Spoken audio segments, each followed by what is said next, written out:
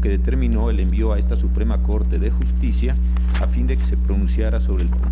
En las circunstancias del caso, lo que el proyecto propone es declarar improcedente el cumplimiento sustituto de la sentencia de amparo, pues no todas las sentencias de amparo son susceptibles de cumplirse de una manera distinta a los términos precisados en ella.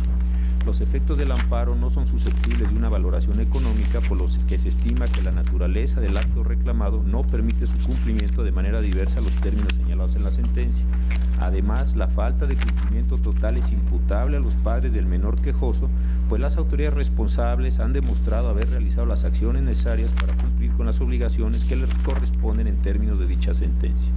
De igual forma, cabe precisar que el supuesto en el que resulte desproporcionadamente gravoso restituir la situación que imperaba antes de la violación, supuesto en el cual se basó el juez para determinar que procede el cumplimiento sustituto, tanto la acción como la ley de amparo se refieren tácitamente a una situación que resulta desproporcionadamente gravosa para la autoridad responsable, no para el quejoso, pues resulta ilógico considerar que el quejoso sufrirá un perjuicio desproporcionadamente gravoso en caso de que se cumpla en sus términos la sentencia de amparo que le resultó favorable. Esto es, si solicitó el amparo y protección de la justicia constitucional para el efecto de que quedara insubsistente el acto que viola sus garantías constitucionales, resulta imposible que volver las cosas a ese estado primigenio le sea gravoso, mucho menos de manera desproporcionada.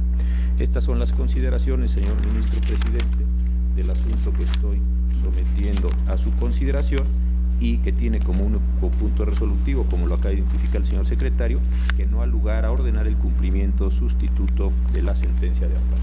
Gracias, señor presidente. Gracias, señor ministro Cosío. Señor ministro Saldívar. Gracias, señor presidente.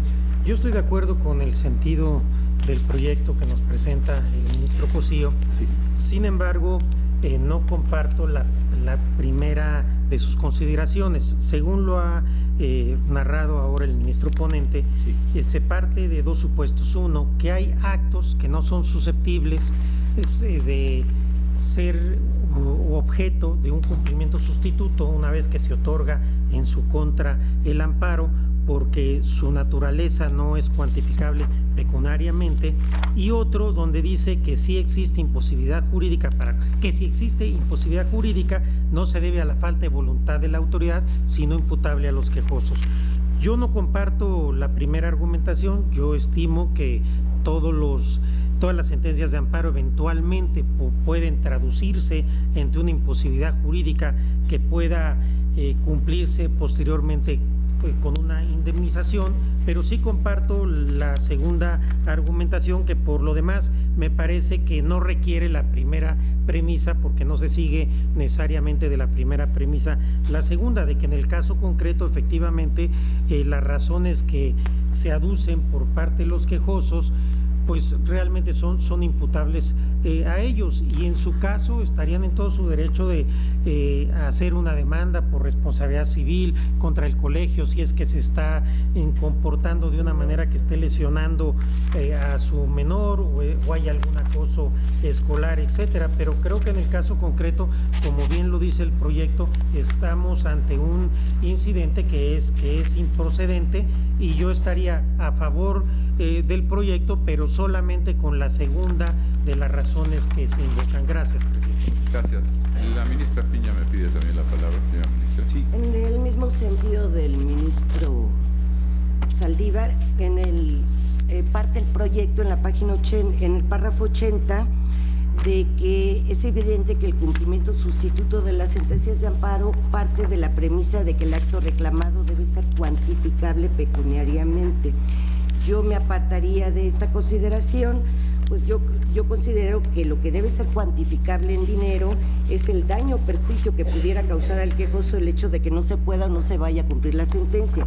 Pero al margen de que yo me apartaría de esta cuestión, como lo señaló el ministro Saldívar, lo que en realidad sustenta el sentido del proyecto es la segunda razón, que la autoridad ya ha realizado todos los trámites que estuvo a su alcance para lograr el cumplimiento, y que es el propio quejoso el que no ha acudido a que se presenta por las razones que él pudiese expresar, pero él mismo ya no quiere inscribir a su hijo en esa escuela. Entonces es el mismo quejoso el que ya no quiere ese cumplimiento, pero no es por parte de la autoridad la que se niega a cumplir.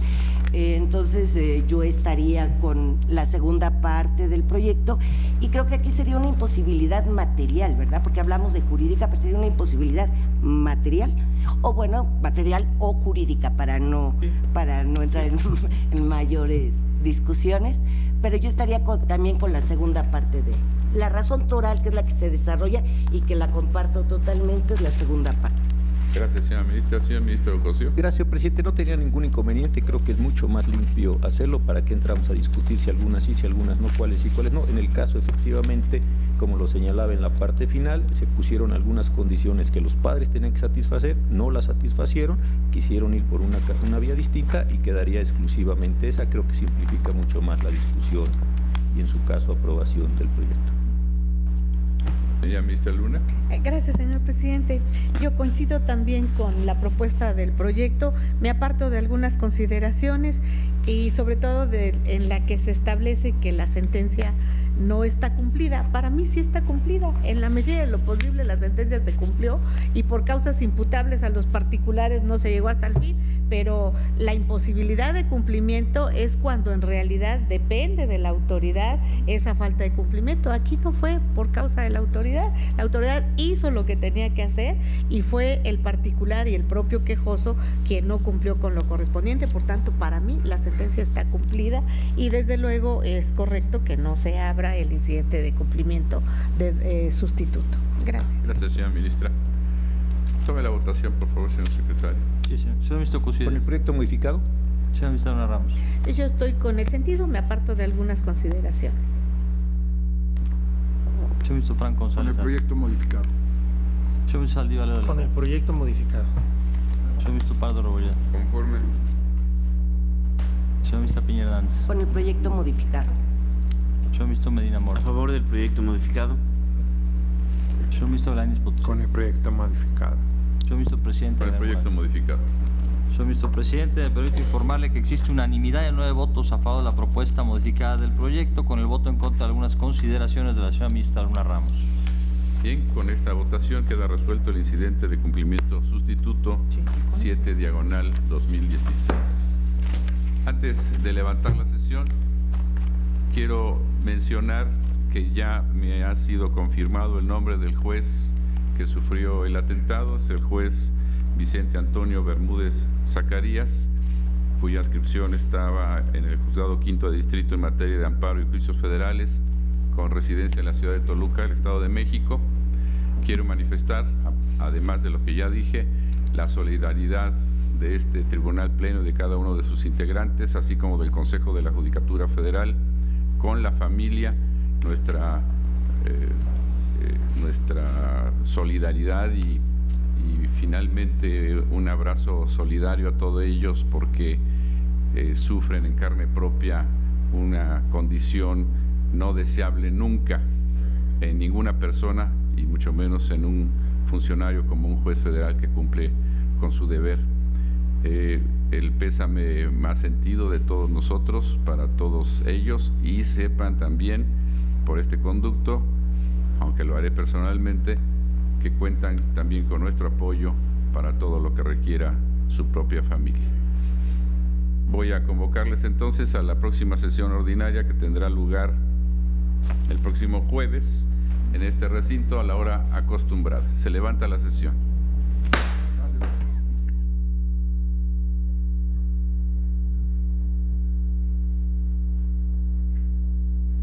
Concluyó la sesión ordinaria del Tribunal Constitucional de nuestro país, donde el Pleno resuelve 2 asuntos. En primer término, un amparo directo en revisión 1537/2014 y posteriormente un incidente de cumplimiento sustituto 7/2016. En el amparo directo en revisión, el Pleno de la Suprema Corte de Justicia de la Nación, a través de esta decisión que emite en esta sesión ordinaria, confirma la sentencia que en su momento emitió el tribunal colegiado correspondiente en este asunto en fecha 22 de enero del año 2014 y que fue un planteamiento fundamentalmente respecto de 3 argumentos en este caso: la situación referida a los artículos 170, fracción segunda de la ley de amparo vigente, también el segundo rubro respecto del artículo 73 de la propia ley de amparo y el tercero de estos rubros correspondiente al artículo 2A, fracción primera, inciso B, relativo a la ley del impuesto al valor agregado. Estos confirman precisamente la sentencia emitida por el Tribunal Colegiado del Poder Judicial de la Federación y aspectos importantes relativos fundamentalmente a que los productos comercializados por la parte actora, por la quejosa en su momento y en este caso actora en el amparo directo en revisión,